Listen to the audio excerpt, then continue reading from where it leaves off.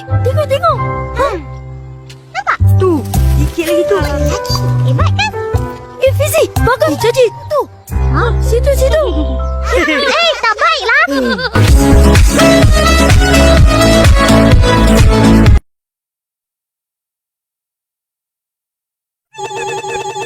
Cik datang. Masuk.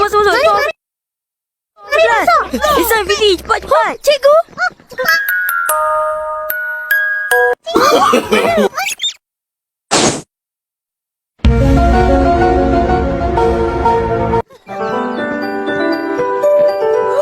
Selamat makan, cikgu.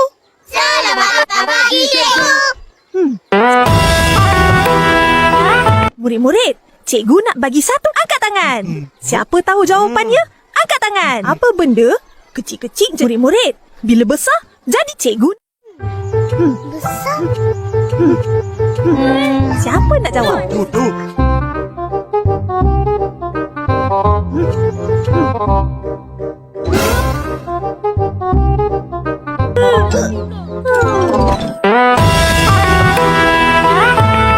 Cepat.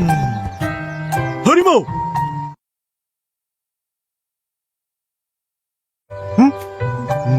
Ular.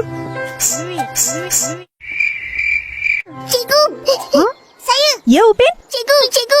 Pandai, Upin. Ayah. Saya suka main api.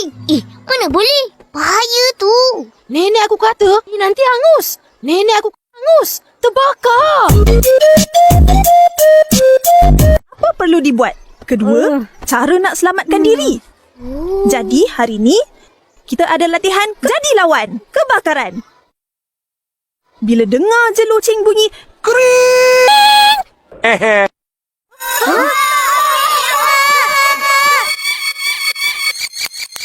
Api!